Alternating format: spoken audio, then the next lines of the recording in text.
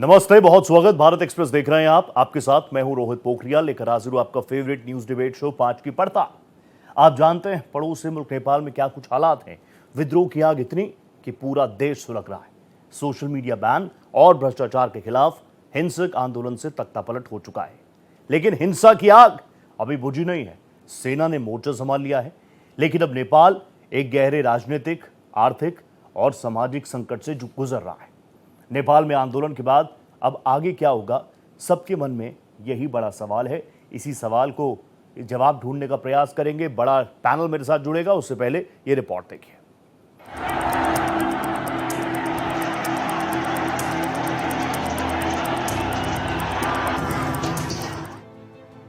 नेपाल में social media ban और भ्रष्टाचार के खिलाफ विद्रोह की ऐसी आग भड़की जिसकी तपिश से नेपाल में तख्ता पलट हो गया है।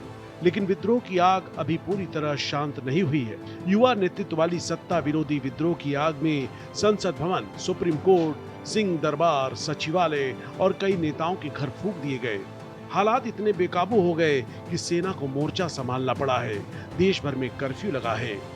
आंदोलन की आग में सुलग रहे नेपाल में अब आगे क्या होगा, क्योंकि नेपाल इस वक्त सबसे बड़े राजनीतिक और सामाजिक संकट से गुजर रहा है। प्रधानमंत्री केपी शर्मा ओली इस्तीफे के बाद देश संविधान शून्य में खड़ा है।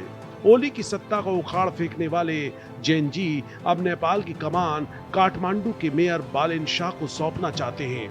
साथ ही आंदोलनकारियों ने अंतरिम सरकार में विशेषज्ञों, युवाओं की भागीदारी समेत कई मांगे रख दी हैं। 17 साल पहले नेपाल के लोगों ने 240 साल पुरानी राजशाही को समाप्त कर लोकतंत्र की राह चुनी थी, लेकिन लोकतंत्र की स्थापना के बाद भी राजनीतिक स्थिरता आई और भ्रष्टाचार, अवसरवाद, सत्ता की भूख और दलों में गुटबाजी ने जनता के विश्वास को तोड़ दिया है, जिसकी वजह से राजशाही की मांग फिर से उठ रही है। दरअसल नेपाल चीन और अमेरिका की पावर लड़ाई के बीच फंस गया है, क्योंकि नेपाल में चीन के प्रभाव को अमेरिका ने हाल में चुनौती दी है। ट्रंप प्रशासन ने हाल ही में मिलेनियम चैलेंज कॉरपोरेशन प्रोजेक्ट को फिर से शुरू किया है, जिसे चीन के लिए बड़ा झटका माना गया। नेपाल ने चीन के विरोध के बावजूद अमेरिकी सहायता को स्वीकार कर लिया। ऐसे में अब जब नेपाल में नई व्यवस्था बनेगी, उस पर किसका प्रभाव होगा? ओली सरकार का पतन चीन की हार के तौर पर देखा जा रहा है। इसलिए ऐसा माना जा रहा है कि नया प्रधानमंत्री अमेरिका का करीबी हो सकता है। ये भी कहा जा रहा है कि नेपाल में राजशाही एक बार फिर लौट सकती है। Bureau report, Bharat express.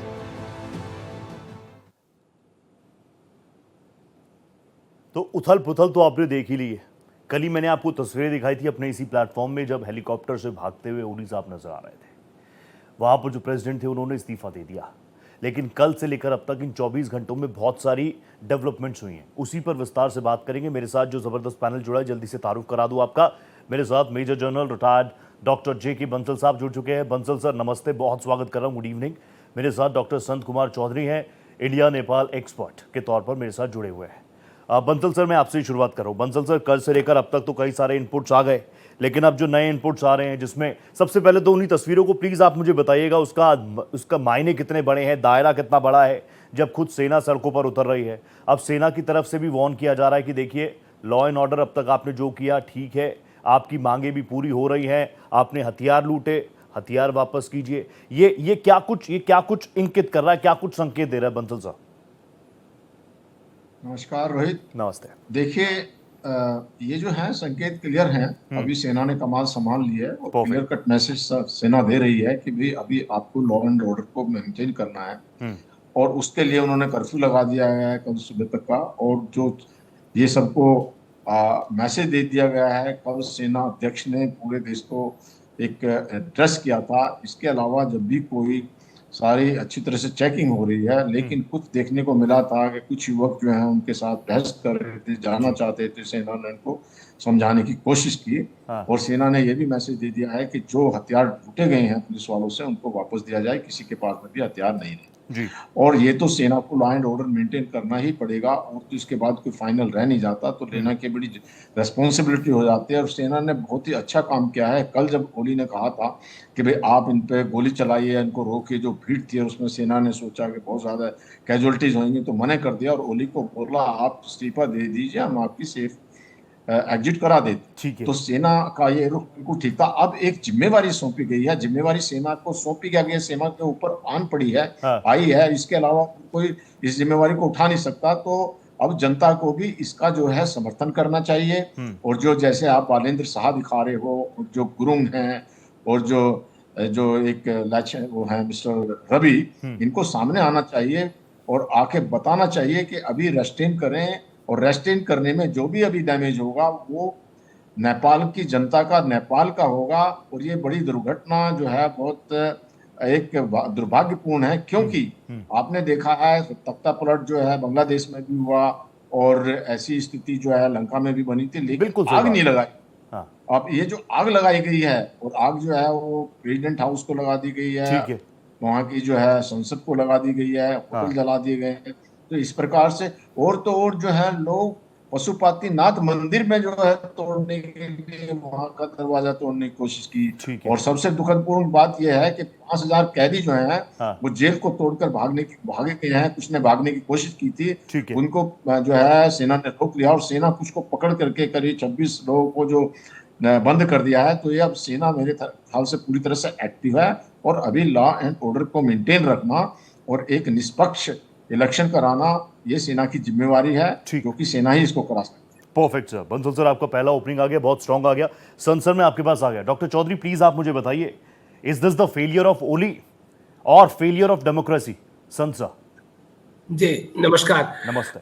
Kohli साहब का कमजोरी तो माना जाएगा, क्योंकि इतना बड़ा दुर्घटना होना हाँ, और उनको भनक तक नहीं लगना, हाँ, ये दुर्भाग्य की बात है, और ये तो कमजोरी मानी जाएगी। सरकार का काम ही होता है कि वो नजर रखे देश पर, कहाँ क्या हो रहा है उस पर नजर रखा जाए। ये तो टोटल फेल्योर माना जाएगा। ठीक है। और खास करके ये इस तरह का जो भड़कना है युवाओं का, ये एक दिन में नहीं होता है। इसके लिए काफी दिन से प्रयास चल रहा होगा, काफी तैयारी की गई हाँ, होगी। हाँ, तो ये तो टोटल फेल्योर, जैसा आपने कहा रोहित जी, बिल्कुल सही कहा। हाँ, ये तो टोटल उनका फेल्योर है। जी। दूसरा, एक एरोगेंसी भी माना जाएगा। जब देखा कि एक बार वो फेल होते नजर आ रहे थे, हाँ, तो जैसे कि हमारे जनरल साहब ने, रक्षा विशेषज्ञ ने भी कहा कि जब जनता पूरी सड़कों पे आ गई थी, युवा सड़कों पे आ गई थी, तो उन्हें थोड़ा सोचना चाहिए था। ये जो एक दिन के बाद उन्होंने त्यागपत्र दिया, अगर पहले दिन दे दिए रहते तो हम समझते हैं इतनी कैजुअलिटी नहीं होती, कम से कम आगे तो रुकता। हाँ, ये उनका कमी है। ठीक और है। लेकिन अभी जो हो रहा है वहां पर, हम तो भारत के तरफ से कहना चाहते हैं जी। कि उन्हें अभी जिन किसी को भी शांत की अपील करते हैं, ठीक है। तो उनके लिए प्रक्रिया में आनी चाहिए, कार्य रूप देना चाहिए, और उसके लिए भारत की पूरी मदद लेनी चाहिए। भारत और नेपाल में बेटी रोटी का संबंध है, ठीक है। और जब कभी भी नेपाल पे किसी तरह का प्रॉब्लम हुआ है, हाँ, तो भारत बढ़ चढ़ के हिस्सा लिया है, उसे हाँ, मदद किया है, चाहे वो अर्थक्वेक हो, चाहे कोविड हो, चाहे अन्य कोई भी समस्याएं हो। ठीक है। हम नेपाल को अपना सगा भाई समझते हैं, हाँ, अपना समझते हैं। तो ऐसी स्थिति में अभी उसको नॉर्मलाइज करने के लिए जहां तक हो सकता है उन्हें भारत के तरफ देखनी चाहिए, भारत से मदद लेनी चाहिए, उनसे डायलॉग करनी चाहिए। और जो देश की संपत्ति है, नेपाल पहले से भी बहुत धनी देश नहीं रहा है, और उसकी जितने सरकारी ऑफिसेस थे, जी। कार्यालय थे, सबको जला दिया रहा है, जो नष्ट किया जा रहा है। हाँ। बनने में बहुत समय लगता है रोहित जी, जी, और बिल्कुल सही बात बर्बाद कह रहे होने हैं। में 2 दिन का नहीं, समय मगर मैं ये लगा। सोच रहा हूं कि ओली साहब समझ नहीं पाए इस चीज को। मैं इस बारे में देख रहा था, लिख रहा था, पढ़ रहा था, पुरानी फाइल आर्काइव्स को देख रहा था। अभी मार्च में ही, ज्यादा वक्त नहीं बीता, मार्च में भी लोग सड़कों पर उतरे थे। उस वक्त भी ऊपरी तौर से दबाव के इस प्रोटेस्ट को दबाने का प्रयास किया गया। लोगों का गुस्सा शांत नहीं हुआ, और फिर चिंगारी ने ज्वालामुखी का स्वरूप ले लिया। ओली साहब को भागना पड़ा, प्रेसिडेंट पौड़ाल साहब को इस्तीफा देना पड़ा। तो यही मैं रोहित जी, यही मैं समझा रहा हूं हाँ। कि ओली साहब को और यहाँ पर जितने भी इस तंत्र में लगे हुए थे, सरकारी तंत्र में, उन्हें उसको इग्नोर नहीं करना चाहिए था। ठीक है। ये एक इग्नोरेंस का मामला है। आपने सही कहा कि अभी जो मार्च में हुआ था, हाँ। उसके बाद तो उनको सबक लेनी चाहिए ठीक थी, है। और सावधान होना चाहिए था, युवाओं से इंटरेक्ट करना चाहिए था। किसी भी चीज का निराकरण होता है बैठ करके। ठीक है। आप आपस में अगर बात करते हैं, हाँ। चाहे वो यूथ हो, चाहे किसी भी तबके के लोग हो, हमारे हाँ। देश के अगर नागरिक हैं, हाँ। तो वो सुख दुख में हमारे साथ है। उन्हें समझाने का तरीका होना चाहिए, उन्हें Perfect. कन्विंस करने का तरीका होना चाहिए। सरकार का काम है हाँ। कि सबको साथ लेकर के चले। ठीक जहां है। पर शक्ति की आवश्यकता हो वहां शक्ति भी करिए, हाँ। लेकिन जहां मदद की जरूरत हो, जहां समझाने का काम हो, वो भी होना चाहिए। बिल्कुल सही बात है। संसद जी, में आऊंगा जी। आपके पास। General I want you to please come in. General please आप मुझे बताइए ना, भारत को क्या करना चाहिए? भारत की स्थिति क्या है? इतनी अस्थिरता अगर हमारे पड़ोसी मुल्क, जैसा जिक्र आप दोनों ही कर रहे हैं कि रोटी बेटी का रिश्ता है, नजर हमारी भी बनी हुई है। ओली साहब तो वैसे भी बहुत ज्यादा भारत के प्रति झुकाव रखते हो, ऐसा तो नहीं है, वो तो बहुत ज्यादा चाइना की तरफ ही रखते थे। अब ये झटका भी माना जा रहा है कि ये चाइना के लिए भी झटका हो सकता है। कल भी मैं एक्सपर्ट्स के साथ बात कर रहा था तो सब कह रहे थे कि we have to be very proactive. लेकिन अभी डायलॉग के लिए वहां पर कोई है ही नहीं। बात करें तो बड़े करे किससे? डिप्लोमेटिक चिंता जो है भारत की, वो इस वक्त आपको लग रहा है बड़ी हुई है जनरल? हमारे भारत देश जो का है भी उनको आ रहा हूं नजर बनाए रखा है। सर आ रहा हूं। हाँ प्लीज जनरल प्लीज बोलिए। भारत जो है ना वो किसी के आंतरिक मामलों में दखल नहीं देता। जी। तो भारत के हमारे प्राइम मिनिस्टर ने कहा है कि उनको बहुत दुख है, जो लोग मारे गए हैं वो जल्दी जो घायल हुए हैं उनकी कामना करते हैं। इसके अलावा ये अपील की है कि वहां पर शांति रखी जाए, और जो भारत के अंदर में नेपाल की एम्बेसी है उसकी प्रोटेक्शन दे दिया है, बॉर्डर बंद कर दिए गए हैं। ठीक है। तो ऐसी स्थिति में भारत नजर लगाए मतलब बहुत बारीकी से नजर रखे हुए है। इस समय भारत इससे ज्यादा कुछ कर नहीं सकता, क्योंकि ये उनका इंटरनल मामला है। और वहां पर अगर किसी तरह की मदद मांगी जाती है, हाँ। वो मदद किसी रूप में भी हो सकती है, किसी सहायता के रूप में भी हो सकती है, लॉ एंड ऑर्डर को मेंटेन के लिए भी हो सकती है, मेडिकल के रूप में भी, तभी भारत जो है उसको मदद करने के लिए तैयार है। मैं आपको ये बात बताना चाहूंगा कि हाँ। भारत के साथ में नेपाल के बहुत गहरे रिश्ते हैं। हमारी सभ्यता एक है, हमारा जो है रीति रिवाज एक है, जी। और जो वहाँ के लोगों का बहुत, हमारी लैंग्वेज हिंदी बोली जाती है वहाँ। हाँ। और आप देखिए कि भारत के अंदर में एक गोरखा रेजिमेंट है, जो कि हमारी गोरखा रेजिमेंट जो भारत के लिए वो सैनिक हैं, लड़ते हैं। हमारी वहाँ पे जो है जो हमारा मिशन है, जो उनको पेंशन वगैरह या पे करते हैं, तो इस प्रकार से भारत के साथ में बड़े अच्छे रिश्ते हैं। लेकिन होता क्या है, खास करके जैसे ओली हैं या कम्युनिस्ट हैं, वो चाइना की तरफ झुक जाते हैं, चाइना के लालच में आ जाते हैं, BRI प्रोजेक्ट उसमें आ जाते हैं। तो इस प्रकार से हाँ। वो अपने हितों को देखते हुए, जनता के हित को इग्नोर करते हुए ऐसे कदम उठाते हैं। और यहाँ पर एक बात और भी है कि ओली साहब ने समझा भी नहीं है, लेकिन वहां पर जो भ्रष्टाचार था, अभी कुछ ही हाल फिलहाल में 3-4 बड़े वहां पे घोटाले हुए हैं, और जो ये बड़े बड़े नेता जो थे उनके बच्चे जो हैं बड़ी बड़ी गाड़ियों में जाते थे। हाँ। और जाकर के अपनी जो वो दिखाते थे, तो उससे वो वहाँ की जो आम जनता है, जो नागरिक हैं, जो कॉमन नागरिक, वो बहुत चिढ़ा हुआ था। और इन सब को देखते हुए उन्होंने उखाड़ फेंकने का सोचा। आप देखिए कि पिछले 17 साल में करीब 15 प्राइम मिनिस्टर वहां पर बदल चुके हैं। 2008 में वहां पे ये डेमोक्रेसी या जो भी प्राइम मिनिस्टरशिप आई थी, हाँ। तो इतनी ऐसी है। और कोएलिशन गवर्नमेंट है, सब अपने हित के लिए और वहां की जनता को चूसने के लिए और उनका शोषण करने के लिए है। किसी ने भी जनता के लिए नहीं सोचा। जो ये बालेंद्र शाह हैं, इनकी अभी इसलिए तारीफ हो रही है कि इंडिपेंडेंट जो मेयर बने हैं, इन्होंने काफी अच्छे काम किए हैं, भ्रष्टाचार को मिटाने की कोशिश की है, जहां पर एनक्रोचमेंट थे उसको खत्म करने की कोशिश की, और एनक्रोचमेंट के अंदर भी जो पॉलिटिकल पार्टी के संरक्षक के लोग थे उनको भी जो है हार्ड फेंका। तो इसी वजह से इनकी उम्र करीब 35 ईयर्स है, तो इसलिए इनको जो है लोग पसंद करते हैं। हाँ। और ये इनको एक्सपीरियंस भी है, तो ये एक अच्छी चॉइस हो सकते हैं। लेकिन अभी तो जो कोई सिस्टम नहीं है, तंत्र नहीं है, तो अभी किसी इंटरिम गवर्नमेंट से मुझे नहीं लगता कोई सफलता होगी। और ये लेसन जो है बांग्लादेश से भी सीखना चाहिए कि बांग्लादेश के अंदर में इंटरिम गवर्नमेंट तो बन गई थी, लेकिन जब मर्जी आती थी आके स्टूडेंट अपनी मांग के डालते प्रेस। तो अभी आर्मी ही इसको जो है संभाल सकती है, क्योंकि वहां पर आर्मी में जो वकार थे, जनरल वकार बांग्लादेश में, उन्होंने इसको स्वीकारा नहीं। लेकिन यहाँ जब आर्मी ने स्वीकार कर लिया है और उन्होंने लॉ एंड ऑर्डर अपने हाथ में ले लिया है, तो जब तक फ्री एंड फेयर इलेक्शन नहीं होते, तो मेरे ख्याल से आर्मी इसको कंट्रोल कर सकती है, बाकी नहीं तो कंट्रोल नहीं होगा। ये छात्र हैं, छात्र जो हैं उनको उन्होंने बड़ा डांस किया, उन्होंने आग लगाने के बाद उन्होंने खुशी महसूस की, और आगे फिर आगे तो उनको तो ये है कि जो बच्चा होता है उसकी मांगे मान दिए जाए तो वो फिर दोबारा भी ऐसी हरकतें करता है। तो इस समय तो जो है वहां की आर्मी ही संभाल सकती है। जी रोहित। बिल्कुल जनरल, मैं ये बात भी आपसे समझूंगा अगले उसमें सेशन में जब आऊंगा आपके पास कि ये ट्रेंड ठीक है कि नहीं है। डॉक्टर चौधरी, मैं आपके पास आ गया। डॉक्टर चौधरी प्लीज आप मुझे बताइए ना, शुरुआत में तो यही कहा गया था ना जब से ये पूरा प्रोटेस्ट शुरू हुआ, जेंजी मूवमेंट, और शुरुआत में ये दिखाया जा रहा था कि सिर्फ सोशल मीडिया ऐप्स को बैन किया तो लोग सड़कों पर उतर गए, छात्र छात्राएं सड़कों पर उतर गए। अब तो कम से कम कहा जा सकता है ना कि this is not just only Gen Z movement, this is a mass movement जिसने सत्ता को उखाड़ फेंका। Yeah, it's true.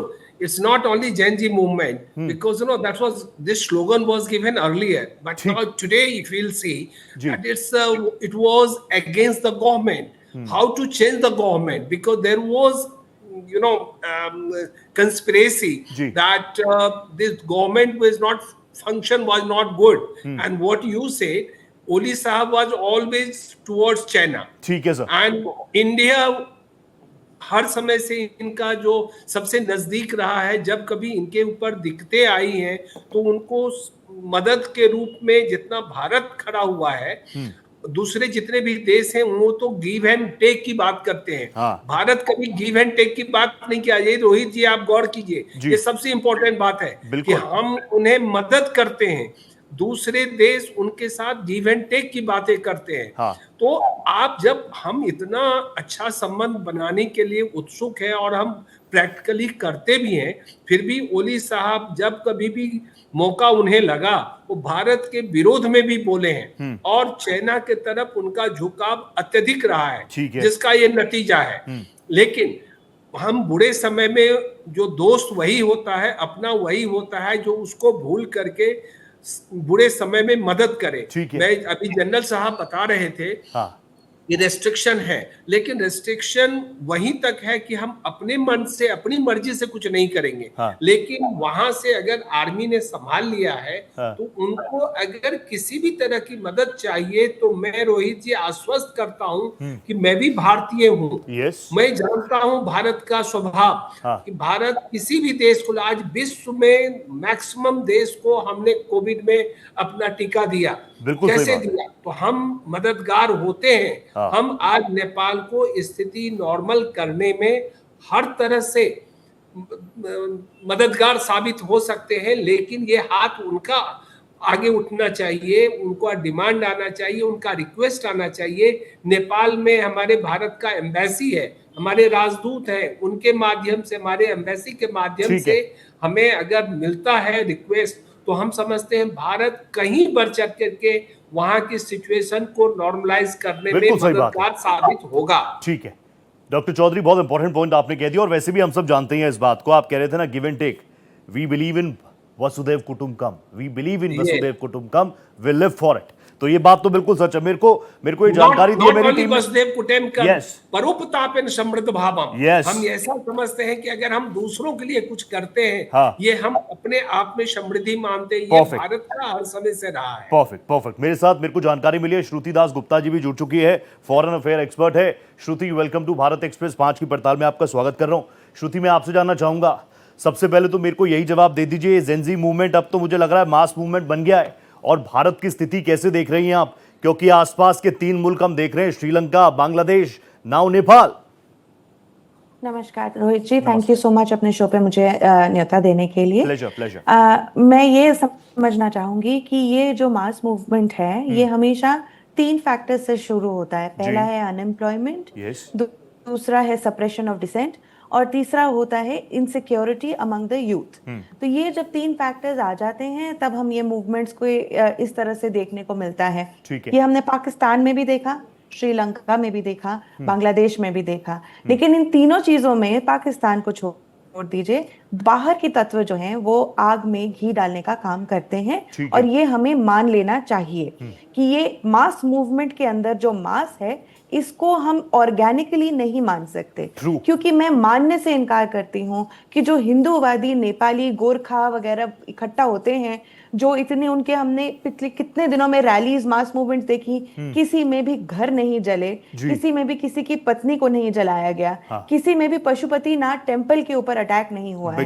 तो जब ये चीजें सामने आती हैं, ये पॉइंटर्स हैं कि इसके अंदर सिर्फ और सिर्फ अराजकता तत्व जो हैं, भड़काऊ तत्व जो हैं, वो मिल चुके हैं। स्टूडेंट्स गर्म खून वाले होते हैं, इनको भड़काना आसान होता है, इनको बहकाना भी आसान होता है। और मुझे ये लगता है कि भारत को ये नोटिस में रखना चाहिए, और शायद हमने किया भी है, क्योंकि हमने नेपाल और वेस्ट बंगाल के पास वाला जो बॉर्डर है उस पर हमने बहुत ज्यादा अपनी सिक्योरिटी बढ़ा दी है। बाकी सब जगह जो बढ़ाई तो बढ़ाई, लेकिन ये वाला बॉर्डर हमारे लिए ज्यादा इंपॉर्टेंट है। क्यों? क्योंकि कुछ महीनों से मेरी ऑर्गेनाइजेशंस, बाकी नेशनलिस्ट ऑर्गेनाइजेशंस ये ट्रैक कर रही थी कि बांग्लादेश का जो इस्लामी एक्सट्रीमिस्ट ग्रुप्स जो हैं वो वहां पे इसको कैंपेन कर रहे थे कि यहाँ पे बहुत जगह है, रोहिंग्याओं के लिए जगह है, बांग्लादेशियों के लिए जगह है, आप इधर आके बसिए। तुर्की से मिलियंस और मिलियंस डॉलर्स की इन्वेस्टमेंट जो है हमने ट्रैक करी थी लोगों ने, कि वहां पे इस्लाम को आगे बढ़ाने के लिए एनजीओज जो तुर्की से पैसा पाते थे, वो बॉर्डर डिस्ट्रिक्ट्स जो हैं नेपाल और भारत के बीच में, वहां पे इस पर्टिकुलर डेमोग्राफिक इंजीनियरिंग के लिए काम कर रहे हैं। तो जब आप देखते हैं कि सुनते हैं कि भाई इंडियंस को वहां तकलीफ हो रही है, इंडियंस को वहां प्रॉब्लम्स हो रही हैं, वहां पे आना जाना हो रहा है, इंडियन शॉप्स जो हैं उनके ऊपर ताले लग गए हैं, तो ये हमें समझ लेना चाहिए कि कुछ ऐसे तत्व वहां मिल गए हैं इस प्रोटेस्ट के अंदर जो अब आगे दहशत फैला रहे हैं। आप होलन सोल ये कह रहे हैं कि इसको हाईजैक भी किया गया है, क्योंकि कल ना मैंने एक वीडियो भी देखा था। Shruti please, you have to be on screen. Shruti, कल मैंने एक वीडियो देखा था, उससे पहले हमने बांग्लादेश के वीडियोस भी देखे थे, जिसमें प्रेसिडेंट हाउस में घुस रहे हैं, वहां से कुर्सियां उठा के ले जा रहे हैं, चीजें उठा के घर ले जा रहे हैं, पंखे उठा के ले जा रहे हैं। कल मैंने एक वीडियो देखी, ऐसे ही नेपाल में भी कुछ लोग सामान उठा के जा रहे थे, तो दूसरे प्रोटेस्टर्स मना कर रहे थे, ये मत करो, ये मत करो, ये मत करो, this is not our aim. तो बहुत सारे फर्क तो हैं चीजों में, जैसा आप कह रही हैं। जी, ये बिल्कुल आपने सही नोटिस किया। ये वीडियोस जो आगे आ रही हैं और जो सप्रेस भी करी जाती हैं, हमें कुछ पल के लिए दिखती हैं, फिर ये बहुत सारे न्यूज फीड के अंदर गायब हो जाती हैं। हमें ये देखने को मिलता है, वहां पे स्टूडेंट्स बोल रहे हैं कि पीएम मोदी जैसी सरकार हमारे पास नेपाल में होती कि ना, कि 2008 से लेकर अब तक 13 बार बदलती हुई सरकार और नेपो किड्स वाली जो पॉलिटिकल किड्स के जो इनका जो अंदर आक्रोश था, ये वो बोल रहे हैं स्ट्रीट्स के ऊपर। लेकिन हम इस न्यूज के अंदर ये जो अराजक तत्व हैं, जो इनके पीछे छिपे हुए तत्व हैं, इनको हमें भूलना नहीं चाहिए। इस जो नेपाल की अगर हम एक कढ़ाई माने जैसा है, इसके अंदर हम सिर्फ कहें कि जो यूथ है उसी जो को झोंका जा रहा है, ये गलत है, क्योंकि इसके अंदर कम्युनिस्ट का भी हाथ है, जो चाइना का इन्फ्लुएंस है वो भी एक तरीके से वहां है। आप माने ना माने, यूएस एड ने वहां पे नेपाल के अंदर एथिज्म फैलाने के लिए कई हजार अरब वहां पे खर्च कर रखे हैं। एथिज्म का क्या लेना देना एक हिंदू राष्ट्र नेपाल के साथ? तो ये एक पर्टिकुलर एलिमेंट है। पोरस बॉर्डर जो नेपाल का इंडिया के साथ होता था, उसको मणिपुर राइट्स के दौरान भी एक्सप्लॉइट किया गया था, और ये बहुत सारे नेशनलिस्ट न्यूज़पेपर और पत्रकारों ने कवर भी किया था कि वहां से यूएस मरीन के कोई एक क्रिश्चियन जो थे वो वहां पे एनजीओ रन करने लगे, बहुत इंपॉर्टेंट पॉइंट्स आप मुझे दे रही हैं। मैं डॉक्टर चौधरी के पास एक बार जाऊंगा, जनरल साहब भी मेरे साथ अगर बने हो तो प्लीज मुझे इन्फॉर्म कीजिएगा। लेकिन डॉक्टर चौधरी, मैं आपके पास आ गया। चौधरी साहब प्लीज मुझे आप बताइए ना, ये चाइना का इन्फ्लुएंस, अमेरिका का इन्फ्लुएंस, अभी अमेरिका ने मिलेनियम प्रोजेक्ट को वापस से शुरू करने की बात भी कही थी, चाइना में वापस, माफ कीजिएगा, नेपाल में वापस बड़ा फंड पहुंचाया, ऐसे ही इंडिकेशंस, ऐसी बातें श्रुति भी मेरे साथ कर रही हैं। तो नेपाल फंस गया क्या दोनों पावर्स के बीच में? और इसलिए मैं बार बार पूछ रहा हूं, भारत को क्या करना चाहिए? हमें सिर्फ वेट एंड वॉच की स्थिति में रहना चाहिए? नहीं, केवल वेट एंड वॉच में हो सकता है कि कभी देर भी हो सकती है। हमें हर समय क्यों हम अपने राजनयिक को दूसरे देश में भी क्यों रखते हैं? वो ऐसा होता है कि देखिए, ये बात श्रुति मैडम ने भी सही कहा कि चाइना ने हमारे अगेंस्ट में काफी वहां के लोगों को भड़काया है। बिल्कुल सही बात। हमें वहाँ के लोगों को, जैसे हमारी भाषा एक है, हमारे खान पीन एक है, हमारा रहन सहन एक है, और मैंने बार बार कहा है कि हमारा बेटी रोटी का संबंध है, तो हम इतने नजदीक हैं। तो हमें क्या करना पड़ेगा कि अवेयरनेस कैंपेन शुरू करनी पड़ेगी। जैसे अभी श्रुति जी ने कहा कि वो लोग टर्की से आकर के हमारे अगेंस्ट में इस तरह के जहर फैलाते हैं, हम अपने भी ताकत को झोंके, हम अपनी ताकत को भी लगाएं। हम विश्वास करते हैं कि छोटी लकीर को जाने से पहले हम अपनी बड़ी लकीर पैदा करें, हम अपनी ताकत से अपने वहां के लोगों को कन्विंस करें, अपनी ओर आकर्षित करें, जहां पर हम कहीं लैग कर रहे हैं उसको भी रेक्टिफाई करें। इसके साथ साथ नजर रखें, क्योंकि बहुत दिनों से ये चाइनीज हमारे देश के अगेंस्ट में लोगों को, युवाओं को भड़काया है। और आज स्थिति यूएसए की भी यही है। यूएसए ने बांग्लादेश में जिस तरह से किया, उसमें उनका हाथ को नकारा नहीं जा सकता है। जैसे आपके मीडिया, सभी मीडिया ने भी कहा है और हम लोग के भी नॉलेज में है, उसी तरह से नेपाल में भी, नेपाल सबसे नजदीक का राष्ट्र रहा है हमारे साथ, भारत के साथ। ठीक है। और हर तरह का रहन सहन, खान पीन, व्यवहार हम सबका मिलता जुलता है। तो इसको प्रायोरिटी देते हुए हमें वहां पर युवाओं में एक नई चेतना लानी होगी, हमें कैंपेन करना होगा। उन्हें जो आज फिर से कानून को सही रास्ते पे लाने के लिए जहां सुविधाएं आवश्यक है वो हमें मुहैया करना होगा। मतलब डॉक्टर चौधरी कह रहे हैं कि हमें सिर्फ वेट एंड वॉच की स्थिति में नहीं रहना है, हमें एक्टिव तो होना पड़ेगा। मुझे स्क्रीन पर धनंजय जी भी नजर आ रहे हैं, प्रोफेसर धनंजय मुझे नजर आ रहे हैं, south Asian university. Dhananjay sir, स्वागत कर रहा हूं भारत एक्सप्रेस पर। जनरल साहब भी मुझे नजर आ रहे हैं। जनरल सर, तुरंत आ रहा हूं आपके पास। जनरल साहब, तुरंत आ रहा हूं। जनरल, मैं आपसे पूछना चाह रहा था, आप मैनी यूनिफॉर्म हैं, मैं थे कह ही नहीं सकता, once in a uniform always in a uniform. आपने देश को सर्व किया है। मेरे लिए डेमोक्रेसी की डेफिनेशन कुछ भी हो, मुझसे बेहतर डिफाइन आप ही कर सकते हैं। लेकिन आप मुझे बताइए ना, क्या डेमोक्रेसी में ये सारी चीजें जस्टिफाई की जा सकती हैं कि संसद भवन को आग लगा दी गई, प्रेसिडेंट हाउस को आग लगा दी गई, एक फॉर्मर प्राइम मिनिस्टर है उनकी धर्मपत्नी को आग के हवाले कर दिया गया, उनकी मौत हो गई? ये तो अलार्मिंग है ही ना सर। जनरल देखिए, अभी ये तो कोई दो राय नहीं है कि इसके पीछे बहुत सारे हाथ हैं, ताकत हैं। और जो सोशल मीडिया पे जिसको बताया जाता है कि हामी नेपाल के जो एक मिस्टर गुरुंग हैं, सुदुक गुरुंग, उन्होंने जो कुछ मैसेज भेजा था, वो तो युवक ऐसे होते हैं कि उनको भड़काना बड़ा आसान है। और वो एक मिसाइल की तरह से होते हैं कि एक बार छूट गई हाथ से तो वो डिस्ट्रक्शन ही करती है, उसको कंट्रोल करना मुश्किल हो जाता है। ठीक है। तो इसी प्रकार से उनके अंदर कोई विवेक नहीं होता, क्या करना क्या नहीं। तो वो तो एक जो मोब होती है, तो मोब ने जो गुस्सा था, पहले दिन उन्होंने कोशिश करी, लेकिन उधर से गोलियां आई, थोड़ा हट गए वो।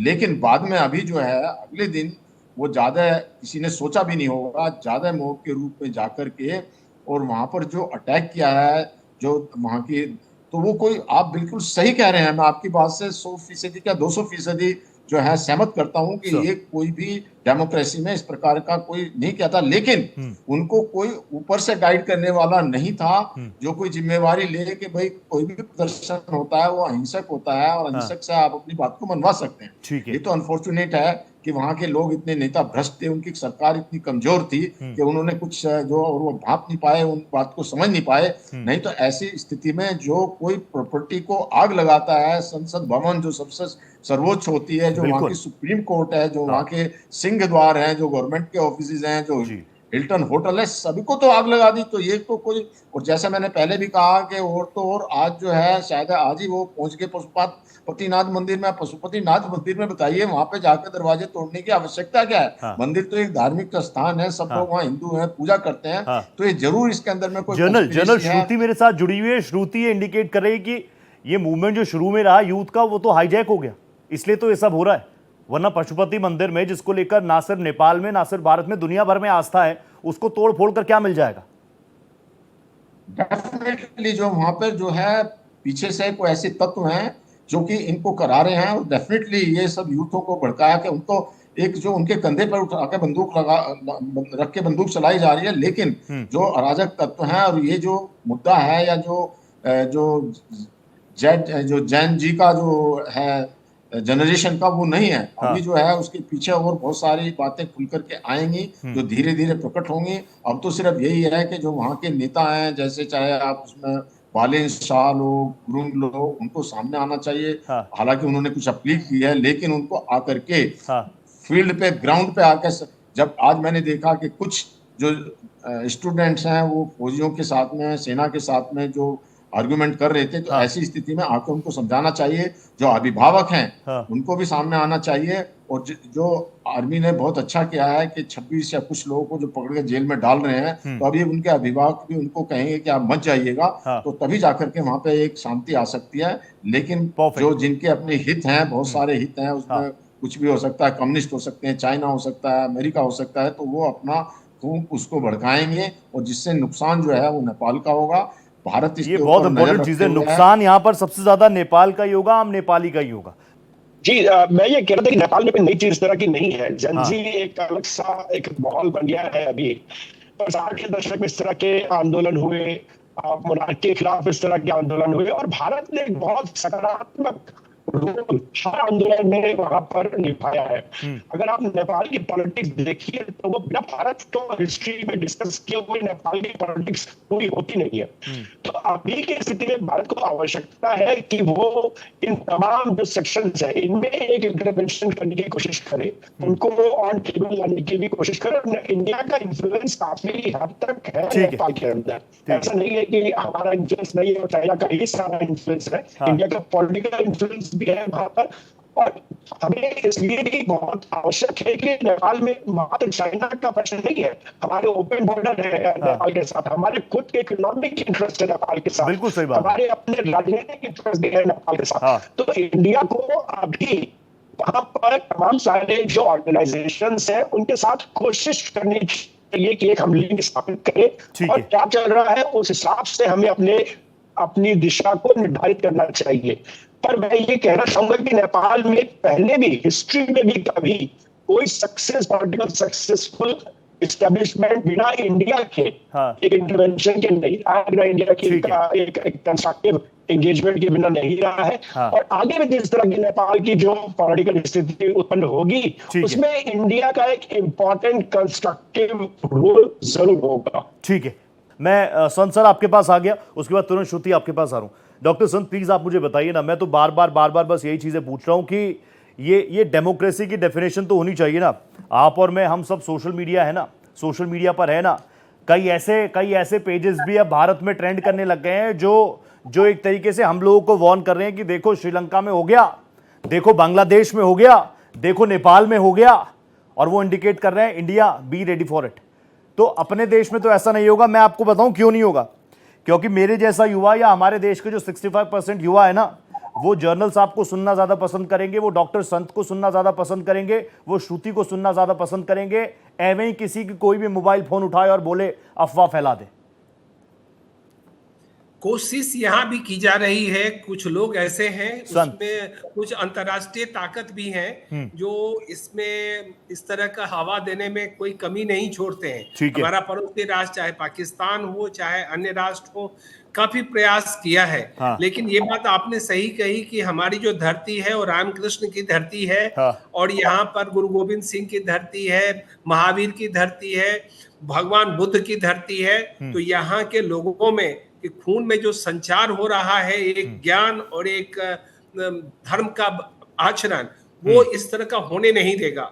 और जहां तक इंटेलिजेंस की बात है, तो यहाँ के जो हमारे इंटेलिजेंस के लोग हैं वो लोग भी काफी सावधान रहते हैं। और जो हमारी सैनिक शक्ति है, वो अब दुनिया को ये पता चल गया है कि हम सैनिक शक्ति में भी बहुत ही आगे चले गए हैं, हम काफी मजबूत हैं। तो ये उसी देश पर अटैक किया जाता है जो कमजोर होते हैं, जहां गरीबी ज्यादा है, वहां पर चुन चुन करके आप गौर करिए, बांग्लादेश उसकी स्थिति क्या है, नेपाल उसकी स्थिति आर्थिक क्या है, ये श्रीलंका आपको मालूम होगा रोहित जी की वहां की आर्थिक स्थिति क्या बन गई थी। तो उसको चुन चुन करके जहां पर की आर्थिक स्थिति कमजोर देखा, वहां पर ये लोग अपना पांव फैलाने की प्रयास करते हैं, चाहे वो चाइना हो, चाहे वो यूएसए हो, चाहे अन्य देश हो। हमारे देश ने काफी प्रगति की है, हमें आपकता की भावना है, हमने साइंस एंड टेक्नोलॉजी में काफी उन्नति की है, हमने आर्थिक स्थिति काफी सुधारी है। और जैसा देखा आपने कि अनेकों सैंक्शन के बावजूद अगर हमारे देश को आर्थिक फायदा था, तो हम रसिया से इंपोर्ट करना पेट्रोलियम को छोड़ा नहीं। तो ये एक निर्णय होता है सरकार का, यही ओली साहब नहीं कर पाए। रोहित जी, जो आपने पहले भी पूछा था कि ओली जी से कहाँ गलती हुई, वो उनके जो करीबी लोग थे वो अपने स्वयं के लिए सोचते रहे, देश के लिए नहीं सोचा। जब स्वयं के लिए कोई सोचेगा तो वो स्वार्थी कहा जाता है, वो देश का कैसे होगा। लेकिन हमारे देश में ऐसा नहीं है। आप निश्चिंत रहिए रोहित जी। मैं निश्चिंत हूँ सर, मेरे साथ तो आप जैसे समझदार लोग बैठते हैं, मैं बिल्कुल निश्चिंत हूँ। मैं देख रहा हूँ हमारे देश का युवा बिल्कुल साफ है, उसका माइंड बिल्कुल क्रिस्टल क्लियर है। ये विषय भी नहीं था वो, तो क्योंकि हम लोग एक विषय पर बात कर रहे हैं तो सारी चीजें आती हैं, और आप जैसे समझदार लोग हो तो मैं क्यों ये मौका छोड़ूंगा इस दिशा में भी बात करने के लिए। श्रुति भी मेरे साथ है। श्रुति, प्लीज आप मुझे बताइए ना, ओली साहब के साथ तो मतलब बहुत ज्यादा करीबी, बहुत ज्यादा अच्छे वो भारत के साथ हो, हमारे बहुत क्लोज अलाई हो। नेपाल के साथ रिश्ते हमारे बहुत अच्छे हैं, बहुत क्लोज हैं, हम जानते हैं। लेकिन ओली साहब के साथ इतने अच्छे बहुत शानदार रिश्ते रहे, ये मैं कह दूं तो गलत हो जाएगा। हम तो हमेशा से कहते हैं ना, चाइना की तरफ रहे, चाइना की तरफ रहे। अब उनका इस तरीके से हेलीकॉप्टर से रुखसत हो जाना, अज्ञात जगह पर रहना, कहीं भी सेफ जगह पर शिफ्ट होंगे, ठीक रहे, स्वस्थ रहे, दीर्घायु रहे। लेकिन ओली साहब का जाना, अगर मैं डिप्लोमेटिक लेवल पर समझूं, सामरिक तौर पर समझूं आपसे, तो भारत के लिए कैसा होगा? मैं दो रास्ते देख सकती हूँ। अगर इस पर्टिकुलर प्रोटेस्ट के बाद हमें दिखता है कि जो क्योंकि वो कम मात्रा में रहेंगे, अराजक तत्व साइड में कर दिए जाएं और जो एक्चुअल यूथ की आवाज जिसने ये प्रोटेस्ट लीड करी है वो आगे आए, तो मुझे लगता है कि इसके बाद हमारे पास एक होगा कि जो उनका पहले जो राजा थे वो वापस आएंगे, वो एक स्टैट्यूटरी हेड की तरह आएंगे जो उनके सिविलाइजेशनल मेमोरी को आगे रखेंगे, नेपाल की जो नींव जो है उसको सॉलिड करेंगे, और डेमोक्रेसी का हाथ नहीं छोड़ा जाएगा। फिर एक नई सरकार आएगी। अनफॉर्चुनेटली मुझे जो लग रहा है, ये नई सरकार जो आएगी ये थोड़ी ज्यादा युवा होगी और इनको पॉलिटिक्स में थोड़े से कच्चे होंगे। इनके बाल हमारी तरह ये सब देख के सफेद नहीं हुए होंगे। मैं यही पूछने वाला था, मैं ये पूछ रहा था। बालेंद्र शाह युवा हैं, रैपर रहे हैं, पॉलिटिकल पार्टी भी उन्होंने मेरे ख्याल से 3 साल पहले ही बनाई है। अगर उनको प्रोजेक्ट किया जा रहा है कि भैया इनको बनाओ प्रधानमंत्री, इनको बनाओ प्रधानमंत्री, लेकिन ये बात तो हम सब जानते हैं ना कि प्रधानमंत्री पद पर तो आप बैठ सकते हैं, लेकिन उसके लिए जो मैच्योरिटी चाहिए, जो बाल सफेद करने की बात आप कर रहे हैं, वो एक्सपीरियंस, अनुभव कैसे आएगा? वो नहीं आएगा, और ये फिर किसी और के हाथ की कठपुतली बन के रह जाएंगे। जिनको जहां नचाया जाएगा वो वहां मुड़ जाएगी। तो दो रास्ते दिख रहे हैं, या तो एक इंटरिम गवर्नमेंट बनेगी या एक प्रॉपर इलेक्शन होगा। अगर इंटरिम गवर्नमेंट बनेगी और सेना के हाथ में इस देश का कमान नहीं छोड़ा जाएगा तो यही यूथ लीडर्स आके वहां बैठेंगे, कुछ दिन तक शांति होगी, फिर बाद में इलेक्शन होंगे। और अगर इंटरिम गवर्नमेंट नहीं हुई और सीधा ही सेना ने बोला कि ठीक है 1 महीने 1.5 महीने बाद हम दोबारा से इलेक्शंस फैसिलिटेट करेंगे, तो फिर यही युवा नेता अपनी अपनी पार्टियां लेके आके खड़े हो जाएंगे। और फिर नेपाल की जो डोर है वो किस हाथ में जाएगी, किसने ये आग लगाई है, ये उसी डायरेक्शन में फिर इस डोरी की जो तनाव है ना, ये वही दिखेगा। फिर हमें अपने जो है relations as a nation Nepal के साथ वैसे ही सिंपल और स्टेबल और क्लियर रखने हैं। उसकी आग यहाँ फैलने नहीं देनी है। हमारी जो डिप्लोमेसी है, जो हमारे ब्यूरोक्रेसी है, वो बहुत क्लियर है। वो अपनी बातें स्पष्ट रूप से सामने रखते हैं। ठीक है, उस पर भ्रम फैलाने वाले लोग भी हैं, उसको बढ़ा चढ़ा के बोलने वाले लोग भी हैं, लेकिन एटलीस्ट क्लियर इंफॉर्मेशन रहती है। तो नेपाल में जैसा हुआ, वो डिसेंट को, आवाज को दबाने की वजह से जो ये चिंगारी लगी, जिसके अंदर पेट्रोल किसी और ने डाल दिया, ये वाले हरकत आगे नहीं होगी। लेकिन एक चीज और, 40 सेकंड और मैं आपको दूंगा श्रुति, आपको नहीं लगता, देखिए 2 ही रास्ते ना जो आप मुझे बता रहे हैं, राजशाही या लोकतंत्र, लेकिन ये राजशाही नहीं, I am sorry, I am interrupting you. राजशाही ही will come as a statutory head, मतलब वो सिर्फ एक नाम पे, जैसे ब्रिटेन के राजा के पास उनका कोई एक्चुअल लेकिन पद मैं कह रहा हूं, कल जो हम प्रोटेस्ट सुन रहे थे ना, उसमें बार-बार कह रहे हैं कि हमें राजशाही वापस चाहिए, राजशाही वापस चाहिए, राजशाही वापस चाहिए। मैं समझ सकता हूं कि युवा जोश है, सड़कों पर उतरा है, उसको शायद इन बातों का मतलब भी ना पता हो, लेकिन वो नारे लगा रहे हैं, राजशाही वापस चाहिए, राजशाही वापस लाओ, डेमोक्रेसी नहीं चाहिए, राजशाही वापस लाओ। तो अगर राजशाही आती है तो ये जेनजी जो अभी नेपोटिज्म को लेकर, भ्रष्टाचार को लेकर, बेरोजगारी को लेकर सड़कों पर उतरे हैं, ये लोग ये नहीं समझ रहे कि अगर राजशाही आती है तो ये कितना झेल पाएंगे, फिर वापस उतरेंगे, फिर इसी तरीके की अराजकता, फिर इसी तरीके की अनस्टेबिलिटी। तो क्लैरिटी आ रही है, कोई लीड कर रहा है, कोई नेतृत्व करता है, कोई है जो इस भीड़ को समझाए, बात करे। इनका थोड़ा मैसेजिंग थोड़ा सा कंफ्यूज हो गया है। हाँ। ये अपने राजा को वापस चाहते हैं एज अ नरेटिव कि ये हमारे राजा है। जैसे यूके ब्रिटेन में राजा जो है वो रहते हैं, वो उनका जो है रास्ता मार्गदर्शन रखते हैं और उनको उनकी सिविलाइजेशनल आइडेंटिटी के साथ जोड़ के रखते हैं। तो ऐसे राजा जरूर जुड़ेंगे उनके साथ, शायद वापस आएंगे राजा एज अ स्टैट्यूटरी हेड। लेकिन चलना देश तो डेमोक्रेसी से ही है, क्योंकि अगर राजा आके दोबारा राज करेगा तो नेपोटिज्म तो चलेगा ही ना, फिर राजा का बेटा ही राजा बनेगा ना। तो ये नेपोटिज्म वाला जो उनको प्रॉब्लम है ये खत्म नहीं होगा। तो ये डेमोक्रेसी से अलग नहीं हो सकते हैं। जो चल रहा था वो तो उसको वैसे भी एक्सेप्ट नहीं कर पाएंगे। बहुत सार्थक तरीके से डिबेट आगे बढ़ रही है। जर्नल में आपके पास आना चाह रहा था, एक छोटा सा ब्रेक ले रहा हूं ताकि निर्बाध तरीके से मैं जर्नल के पास जा पाऊं। एक छोटा सा ब्रेक ले रहा हूं आज की पड़ताल में, लेकिन अब पिछले 24 घंटों में बहुत सारी डेवलपमेंट्स होती हुई नजर आ रही है। सेना ने भी पूर्ण रूप से मोर्चा संभाल लिया है। वो भी कह रहे हैं कि अपना डेलीगेशन बनाओ, बात करते हैं, टेबल पर आते हैं, आपकी जो मांग थी वो सारी पूरी की जाएंगी और आगामी जो अंतरिम सरकार बनेगी उसके बारे में भी बताओ, उसके बारे में भी बात करते हैं। लेकिन अभी परिस्थितियां पूरी तरीके से कंट्रोल में है, ये कहना भी जल्दबाजी होगा। जनरल में आपके पास आ गया। जनरल प्लीज आप मुझे बताइए ना, मैं ना आपसे एक बहुत दिल का सवाल पूछ रहा हूं। एक राष्ट्र को बनने में ना कितने वक्त की मेहनत, कितना सेक्रीफाइस, कितना त्याग लगता है। आप यूनिफॉर्म में रहे हैं, आप जैसे जो हमारे सैनिक हैं जो यूनिफॉर्म में रहते हैं, उन्होंने देश के लिए क्या कुछ सेक्रीफाइस किया, ये मुझे बताने की जरूरत नहीं है। स्पेसिफिकली अपने भारत में सब जानते हैं, इसलिए जैसे ही कोई मैन्यू यूनिफॉर्म आता है या तो हम हाथ जोड़ लेते हैं या सैल्यूट कर देते हैं। लेकिन सर आप मुझे बताइए ना, ये सोशल मीडिया की ताकत, मैं जानता हूं सोशल मीडिया इन्फ्लुएंस कर सकता है, लेकिन इतना इन्फ्लुएंस कर दे कि रातों रात सड़कों पर युवा उतर आए और उसके बाद अगर आपने बैन किए तो दूसरे माध्यम के जरिए मैसेज इस तरीके से सर्कुलेट किया जाए कि तख्ता पलट तक हो जाए। देखिए, अब तख्ता पलट सोशल मीडिया से तो हुआ है, लेकिन जो युवा के अंदर वहां पे आक्रोश था, भ्रष्टाचार था, बेरोजगारी थी, करीब 25% जो है वो बेरोजगार थे। और जो उनको सबसे बड़ी बात ये आ रही थी कि जो ये जितने भी लीडर्स हैं, इनके परिवार के बच्चे बड़ी बड़ी गाड़ियों में जाते थे कॉलेज के अंदर में और उनको चिढ़ाते थे एक तरफ से जो कॉमन पर्सन को, तो उनके अंदर में एक इनके प्रति घृणा पैदा होगी। ठीक है। और घृणा पैदा करने के बाद में जो एक करप्शन था, उनको सबको देखते हुए ये तो एक बहाना था जो है कि भाई एक सोशल मीडिया के ऊपर में बैन किया। फिर इसके पीछे कुछ ताकतें काम कर रही थी, जिसमें कहा जाता है जो सुदन कुरंग है उसने कोई मैसेज बनाया था। वो भी एक एनजीओ चलाते हैं और उन एनजीओ के अंदर में कोको कोला और बहुत सारी ऐसी कंपनियां हैं जो बाहर से वो लगी हुई हैं, फंडिंग वगैरह की होगी, उनका हाथ रहा है। दूसरा जो इनके जो एक नेता थे उसमें जेल के अंदर में जो लैमी छैना के नाम से, उनका भी काफी इसमें हाथ रहा है। उन्होंने भी जो है वो भ्रष्टाचार के आरोप में वो अंदर गए हुए थे जेल में। तो इन सब ने मिलकर के ये सब कुछ किया, पीछे से देखा कि हम आग भड़का करके इस तरह की कर। जो बार बार बात ये आ रही है कि भाई क्या किया जाए। देखिए, डेमोक्रेसी से अच्छी तो कोई एक व्यवस्था ही नहीं है, लेकिन डेमोक्रेटिक को चलाने के लिए जो कुछ पिलर्स हैं, जैसे पार्लियामेंट है, जुडिशियरी है और जो कमीशंस हैं इन्वेस्टिगेशंस के, उनको स्ट्रॉन्ग करके वहां पर कोई ईमानदार और एक्सपीरियंस नेता आए सामने, तो तब जाके वहां का कल्याण हो सकता है। अगर कोई इनएक्सपीरियंस भावना में बाके चलेगा, जैसे आपने कहा कि अभी जो बालेंद्र शाह हैं वो यंग हैं, उनको कोई तजर्बा नहीं है।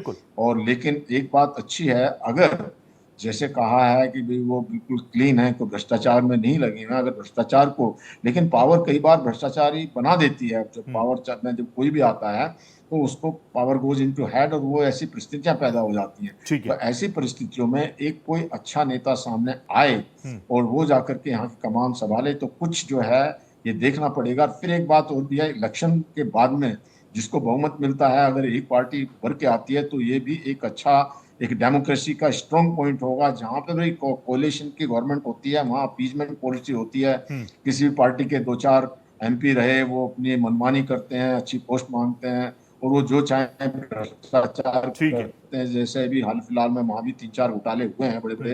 तो उस तरह की जो स्थिति पैदा हो जाती है, तो वो एक दुखद है। तो एक जो काफी वहां पे छोटी छोटी पार्टियां हैं, कभी भी देखिए इतनी जल्दी 1-2 साल से ज्यादा कोई प्राइम मिनिस्टर वहां कहीं नहीं है। अभी जो इतने दिनों में जो 2008 के बाद में जो भी लोकतंत्र की बात हम करते हैं, तो इन सब बातों को देखते हुए वहां पर ये एक जो है एक किसी नेशनलिस्ट और तजर्बेकार ईमानदार को आगे आना पड़ेगा, और वही तभी उसको कमान या वो जब नेतृत्व करेगा तभी जाके वहां की। और दूसरा एक बात और भी देखनी पड़ेगी कि उसका शॉर्ट टर्म गेन नहीं होना चाहिए।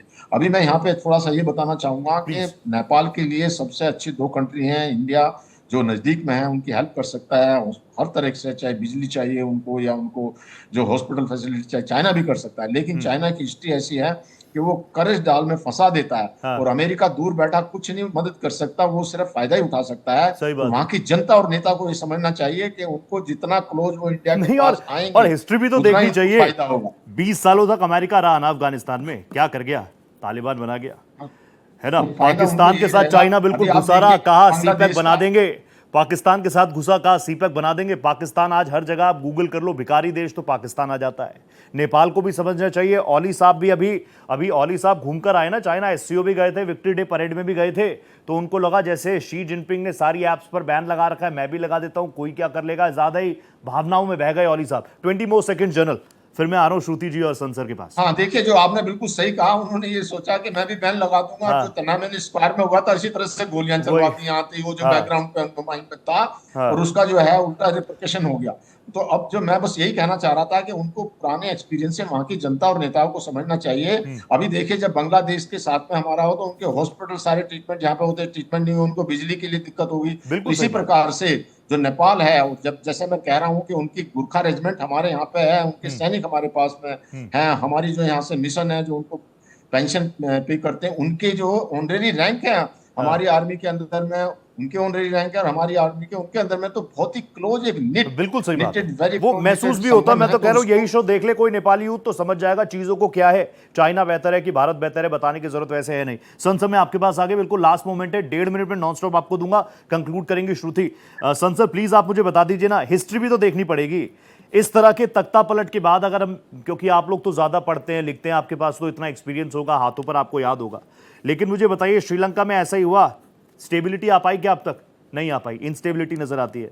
बांग्लादेश में ऐसे ही हुआ, क्या कर रहे हैं यूनुस पता चल रहा है? नहीं पता चल रहा है, इंस्टेबिलिटी। अब नेपाल में भी इसी तरह के हालात हैं, स्टेबिलिटी एक्सपेक्ट की जाए कि ना की जाए? देखिए, स्टेबिलिटी आना अति आवश्यक है, लेकिन जैसे मैंने पहले कहा कि अपनी एक परंपरा रही है कि जो ज्ञानी है उसके पास अगर आप जाते हैं तो आपको कुछ मिलता है, जो मूर्ख है उसके पास जाएंगे तो फिर आपको कुछ ना कुछ हानि ही होता है। सही बात है। तो एक होते हैं स्वार्थी, एक होते हैं जो निस्वार्थ भाव से काम करते हैं। तो इंडिया नेपाल के लिए जो कुछ भी करेगा वो निस्वार्थ भाव से करेगा, क्योंकि उसमें हमारा भी तुलसीदास जी ने कहा है ना कि सुर नर मुनि मन की यह रीति, स्वार्थ लाग करई सब प्रीति। मेरा भी स्वार्थ है, मेरे देश का स्वार्थ है कि उनको मैं अपना मानता हूँ। मैंने बार रिपीटेडली कहा है कि मेरा बेटी रोटी का संबंध है, मैं उन्हें अपना मानता हूँ। तो जब अपना मानता हूँ तो कोई अपने बच्चे से पहले बहुत कुछ उम्मीद नहीं करता है, सही बात है। उसके पहले करता है फिर उम्मीद करता है। हमें तो इसी में खुशी है भारतीयों को कि नेपाल शांत रहे। जिस तरह से सेना अभी संभाले हैं, अभी जो श्रुति मैडम कह रही थी वो भी सही है कि अभी जो बालन शाह जी का नाम आ रहा है, लेकिन उन्हें अनुभव कहाँ है? नहीं है। तो अभी तो दोनों का एक समन्वय, जनरल साहब कह रहे थे, वो भी सही है कि दोनों का समन्वय चाहिए। तो समन्वय कैसे होगा? युवाओं को ठंडा करने के लिए, उन्हें समझाने के लिए उनके भी सुने जाए, लेकिन हमारे जो अनुभवी लोग हैं और जो राष्ट्र ऐसा है जो निस्वार्थ भाव से आपको मदद करने के लिए तैयार है हर मोड़ पे, तो भारत की मदद उन्हें चाहिए ही। और इसमें बिना विलंब किए हुए राजनयिक स्तर पर नेपाल को, चाहे वो सैनिक शक्ति हो चाहे राजनीतिक हो, भारत से संपर्क करना चाहिए। तभी जल्द से जल्द वहां पर शांति, अच्छी व्यवस्था बन पाएगी, ऐसा मेरा कहना है। Perfect. Shruti now you have to conclude. Shruti please आप मुझे बता दीजिए, वही सवाल मेरा, हिस्ट्री तो देखनी पड़ेगी ना, थोड़ा पीछे तो देखना पड़ेगा।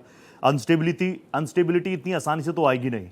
भारत, अगर हम ये सोच रहे हैं कि हम प्रोएक्टिव हो जाओ, और मेरा चश्मा लगाया ना, दोनों लेंसेज बिल्कुल साफ है, मैं सिर्फ भारत भारत भारत भारत की बात नहीं कर सकता।